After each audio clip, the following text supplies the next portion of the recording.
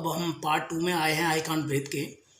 हम समझने की कोशिश करते हैं, ये संयुक्त राज्य अमेरिका या यूनाइटेड स्टेट ऑफ अमेरिका का मैप है और इसमें जो ये कलर्ड एरियाज़ हैं ये वो प्रीडोमिनेंटली स्टेट हैं जिस पे ब्लैक्स रहते हैं।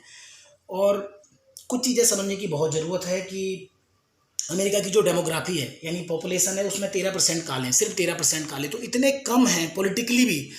जब ट्रम्प साहब भारत आए थे तो उन्होंने कहा था, बार बार कहते हैं कि हम दुनिया की सबसे पुरानी लोकतंत्र हैं पुरानी, और भारत से कहा था कि तुम सबसे बड़े लोकतंत्र हो, याद है ना आपको। तो लोकतंत्र में वोटिंग बड़ा मैटर करता है एक हद तक, इलेक्शन ही सब कुछ नहीं है, लेकिन एक महत्वपूर्ण प्रोसेस होती है कि इनकी वॉइस को सुना जाना चाहिए।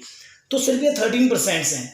और उसके बाद है अभी वाइट्स की संख्या कम हो रही है, एक और समुदाय वहाँ पे हिस्पानी और लैटिन अमेरिकन। तो वो लैटिन अमेरिकन और काले अगर मिलके वोटिंग पैटर्न एक जैसा करें तो मे भी कुछ सिग्निफिकेंट चेंज आ सके। तो ये तो एक पॉपुलेशन का था। सदर्न स्टेट में तो कंपेरेटिवली ये सदर्न स्टेट ज़्यादातर गरीब है, ठीक है। अभी कोविड सबसे ज़्यादा असर यहाँ कर रहा है। जो लोगों की ज़्यादा डेथ हो रही है ये काले लोग हैं, इनके पास रिसोर्सेज कम है, संसाधन कम है, ठीक है। चाहे जेलों में बंद हो, पुलिस की गोली में अगर आप 10 साल में देखें तो 99% लोग जिनकी डेथ हुई है वो ब्लैक्स हैं। जेलों में आबादी कम होने के बावजूद भी जेलों में ज़्यादा काले लोग हैं। अभी गरीबी में ज़्यादा असर इन्हीं लोगों पे पड़ा है। ये अमेरिकन से ही सीखना चाहिए। अमेरिका के ही काले लोगों ने, वकीलों ने एक संगठन बनाया और उन्होंने क्या किया, जहाँ जहाँ लिंचिंग आप जानते हैं, भारत में भी आपने सुना होगा, जहाँ भीड़ लोगों को पकड़ के पीट के मार देती है उसे लिंचिंग कहते हैं। तो वकीलों ने क्या किया, देश भर में स्टडीज़ करी, 850 लोग ऐसे पता चले जिन लोगों को गोरों ने पीट के मार दिया था जब अमेरिका में गृह युद्ध चला, या उसके बाद की जो घटनाएं हैं। एक लंबी हिस्ट्री है अमेरिका की, उसको भी देखा जाना चाहिए, जिसमें अब्राहम लिंकन का योगदान है। और हुआ ये था कि अमेरिका को आज़ादी मिलने के बाद वोटिंग का अधिकार नहीं मिला, संपत्ति में अधिकार नहीं मिला, सेग्रीगेशंस किया गया, सेम स्कूल्स में नहीं बैठते थे। एक बार ऐसा हुआ, जैसा मैं आपसे कह रहा था 1964 में, जब जज ने कह दिया था कि आप सब साथ में बैठेंगे, तो स्कूल कॉलेज में इनको साथ नहीं बैठने दिया गया। उसके बाद भी जातीय टिप्पणी, संसाधनों पे बराबर अधिकार वो नहीं था। तो ये national memorial for the peace and justice है, जिसको बहुत ही फेमसली नेशनल लिंचिंग मेमोरियल कहा जाता है, उसका सीन है। उसके बाहर ये सीन है, ये अपने आप ये प्रतीक आपको बता रहे होंगे जंजीरों में जकड़े हुए, और ये इस तरह के रेक्टेंगुलर शेप के ये आयरन पिलर हैं। इनमें उन लोगों के नाम लिखे गए हैं जिन लोगों को लिंच करके मार दिया गया था, जिन ब्लैक्स को वाइट्स के द्वारा। ये दीवार में चिन्हया दिया गया, ये शुरुआत में ही आप देखोगे तो उस तरह के सीन्स यहाँ दिखते हैं, उसी लिंचिंग मेमोरियल्स का ये सीन है। और ये बहुत मार्मिक है, जहाँ उन लोगों को लिंच किया गया वहाँ की मट्टी को लाके उस म्यूजियम में रखा गया है अपने इतिहास से, और ये दिखाने के लिए कि हम लोगों ने कैसी अमानवीय कृतियाँ करी हैं।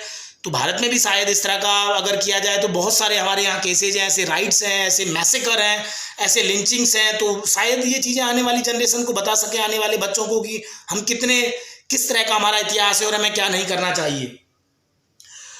हम उसमें जाएं और उस पूरी चीज़ को समझें कि अमेरिका में ऐसा क्यों हो रहा है। एक स्टोरी भी आपके साथ शेयर करना चाहता हूँ। ये ब्लैक्स के साथ जो कुछ हो रहा है इसको कैसे समझने की ज़रूरत है, ठीक है। ये जो मेमोरियल्स का हमने सीन देखा, या अमेरिका की जो पूरा इतिहास है, हमें इसको कैसे समझने की ज़रूरत है। तो बहुत सारे लोग अलग अलग तरीके से देख रहे हैं। अमेरिका के एक प्रोफेसर्स हैं, वो इस पूरी जॉर्ज फ्लाइड की हत्या को देखते हैं। कैसल वेस्ट हैं, येल यूनिवर्सिटीज़ में, हार्वर्ड में, प्रिस्टन में, यहाँ उन्होंने काम किया है। वो कहते हैं कि अमेरिका के जो 3 मॉडल हैं दुनिया भर में जो उसने फैलाए हैं, कैपिटलिज्म पूंजीवाद, न्यू लिबरल नव उदारवाद और सैन्यवाद मिलिट्रिज्म, दुनिया में सबसे ज़्यादा हथियार, सबसे एडवांस टेक्नोलॉजी, इंटरनेट जो आपका है, ये अमेरिका की ही सेना ने शुरुआत में डेवलप किया था अपनी ज़रूरतों के लिए। तो ये जो चीज़ें हैं ये अमेरिका को सम्मान नहीं दिला पाई हैं, जबकि गरीबी से लेके समुदाय के बीच में तनाव, बंदूक का कल्चर्स, क्लाइमेट को नुकसान पहुंचाने वाले में अमेरिका में सबसे ज़्यादा कार्बन एमिशंस करने वाले में अमेरिका ये देश है।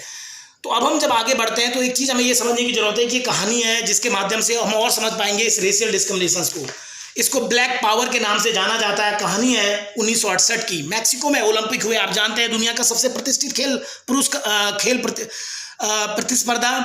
उस ओलंपिक में क्या हुआ, और क्योंकि काले लोग निश्चित रूप से सब ये जो ब्लैक्स निग्रोस हैं शारीरिक रूप से भी ज़्यादा तंदुरुस्त, इनकी लंबाई चौड़ाई आपने देखा होगा जब कैरेबियन टीम्स आती हैं, वेस्ट इंडीज कोई देश नहीं है, कैरेबिया की आइलैंड जो मिलके आते हैं, या फिर आपने क्रिस गेल की पावर देखी होगी, या जमैका के ही कैरेबियन से आने वाले आपने दुनिया के सबसे तेज़ धावक हुसैन बोल्ट को देखा होगा। तो 200 मीटर की दौड़ हुई 1968 के ओलंपिक, और वही वो दौर है 1968 का वही दौर है जब पूरा का पूरा अमेरिका में आंदोलन चल रहा था। कौन सा आंदोलन चल रहा था? ये इसको सिविल राइट मूवमेंट बोला गया, जिसमें मार्टिन लूथर किंग के आंदोलन के नेतृत्व में, और वो हिंसक अहिंसक दोनों तरीके से लड़ा गया। कुछ लोगों ने कहा कि अहिंसा करनी चाहिए तो वो भी करी जाए, कुछ ने कहा, मार्टिन लूथर किंग ने गांधी के एग्जाम्पल को सेटल किया गया और उसमें कहा गया कि हमें क्या दीजिए, हमें संविधान के तहत हमें बराबरी दीजिए, वोटिंग का अधिकार दीजिए, डिस्क्रिमिनेशन ना हो। और फिर उसका असर भी पड़ा। ऐसा नहीं है कि उसमें चीज़ें नहीं हुई, अमेरिकन ही समाज के अंदर से चीज़ें निकल के आई और अमेरिका के संविधान में संशोधन किया गया। अमेरिका के संविधान में संशोधन करने के बाद उसके संविधान में आर्टिकल 14 एक नया अमेंडमेंट, आर्टिकल नहीं, कॉन्स्टिट्यूशन अमेंडमेंट कहते हैं, जिसमें अफ्रीकन अमेरिकन को वोटिंग का अधिकार दिया गया। आर्टिकल 15 इस तरह के अमेंडमेंट किया गया, डिस्क्रिमिनेशन जहां रेशियल बेसिस पे रोका गया। तो ये सारी चीज़ें की गई। उसी दौरान क्या हुआ, जब ये पूरा कुछ चल रहा था, ओलंपिक चल रहे थे, ओलंपिक में 2 अफ्रीकन अमेरिकन अमेरिका के सिटीजन्स 200 मीटर की दौड़ पे उन्होंने क्या किया, वो स्वर्ण पदक जीता। तो वो एक का स्वर्ण पदक जीता, उनका नाम था टॉमी स्मिथ, ठीक है, जो स्वर्ण पदक नंबर 1 है टॉमी स्मिथ, और जॉन कार्लोस, इनको मिला कांस्य पदक। और रजत पदक मिला, ये ऑस्ट्रेलिया के खिलाड़ी थे। इनका नाम भी आज लेना बहुत जरूरी है और इनका नाम है Peter George Norman, Peter Norman, ठीक है। तो नाम लिखा हुआ, पीटर नॉर्मन को सिल्वर मेडल मिला और गोल्ड मेडल आपका सेंटर में है स्मिथ, टॉमी स्मिथ, और यहाँ पे है आपका जॉन स्मिथ। तो इसके बाद क्या हुआ, जब इन लोगों को प्राइज के लिए बुलाया गया पोडियम में, वहां पे जब आपका नेशनल एंथम बजता है, इन्होंने क्या किया, शूज खोल दिए अपने, ब्लैक सॉक्स पहने थे और इस तरह से ग्लव्स पहने के, हाथ में काली ग्लव्स, एक इन्ने पहना, ये दिखाने के लिए कि हम कितने गरीब हैं। जूते इसलिए खोले कि काले लोग गरीब हैं। और इन्होंने नेशनल एंथम के समय हाथ ऐसे दिखाया, जो कि एक सिंबल था ब्लैक पावर का, ये प्रतीक था, मुट्ठी बांधना आपने कहीं प्रतीकों के रूप में देखा होगा, ये ब्लैक पावर का सिंबल था। और मजेदार बात है कि जो ये ऑस्ट्रेलिया से आए वाइट थे, ये इंसानियत है, यही हमें सीखनी है। नॉर्मन ने क्या किया, नॉर्मन ने भी एक बैच लगाया और बैच में उसने जो आंदोलन चल रहा था अमेरिका और दुनिया भर में श्वेतों को बराबर अधिकार देने का, तो उसका उन्होंने वो बैच लगाया। और ये बहुत दुनिया भर में ये बहुत ज़्यादा चर्चा हुई। इसके बाद क्या हुआ, अंतर्राष्ट्रीय ओलंपिक संघ ने क्या कर दिया, इनके पदक छीन लिए गए। अमेरिका आने पे इनकी आलोचना की गई। जब ये शख्स विदेश में गया, ये 4 बार का नेशनल चैंपियन था ऑस्ट्रेलिया का नॉर्मन, इनको अगली बार के लिए कभी ओलंपिक में नहीं भेजा गया, ठीक है। लेकिन इन्होंने दुनिया भर को ये मैसेज दिया कि देश में जो गैर बराबरी है, कि जो भी मंच मिले हम उसको करेंगे। पीटर जॉर्ज को मज़ेदार बात है कि उनके मरने के बाद उनके इस योगदान को माना गया, उन्हें बहुत सम्मान दिया गया ऑस्ट्रेलिया में। और 2 हमारे जो कार्लोस थे, टॉमी स्मिथ और जॉन कार्लोस, उनकी याद में, और देखिए यूनिवर्सिटीज़ में इस तरह से स्टैचू बनाए गए। और सबसे मज़ेदार और मार्मिक, और जो इस पार्ट का अंत है, और मैं चाहता हूँ हमें इस तरह से भी देखने की कोशिश करनी चाहिए कि जब जॉर्ज नॉर्मन की डेथ होती है ऑस्ट्रेलिया में, मगर मैं सही हूँ तो 2006 में, तो ये दोनों जिनके साथ नॉर्मन ने उनका साथ दिया था, कौन दोनों, टॉमी स्मिथ और जॉन कार्लोस, दोनों जाके ऑस्ट्रेलिया में जाके उनका ताबूत उठाने में पहले थे। ये दिखाता है मानवता, और ये दिखाता है कि अगर आपके अधिकार के लिए, कोई जरूरी नहीं आप अपने ही अधिकार के लिए लड़ें, अगर कहीं भी आपको अन्याय दिख रहा है दुनिया भर में, तो आप उस अन्याय के खिलाफ आवाज़ उठाएं। तो ये इस तरह से अमेरिका में एक पूरा आंदोलन चल रहा है। ये उसका बैकग्राउंड है, हिस्टोरिकल बैकग्राउंड, जो हमने आपसे शेयर किया। और बहुत सारी बातें इसमें की जा रही हैं।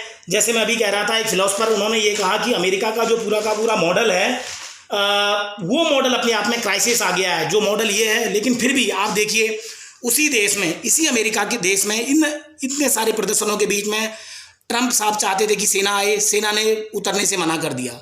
सेना प्रमुख ने उनकी आलोचना करी, देश भर के मीडिया ने उनकी आलोचना करी, और पुलिस ने प्रदर्शनकारियों के सामने, इतनी संपत्ति टूटने के बाद, इतना ज़्यादा नुकसान होने के बाद, आगजनी के बाद, पुलिस ने प्रदर्शनकारियों के सामने, चाहे वो वाइट हो चाहे ब्लैक हो, अपने घुटने झुका दिए और झुक के खड़े हो गए। तो ये दिखाता है कि कैसा नागरिक समाज है।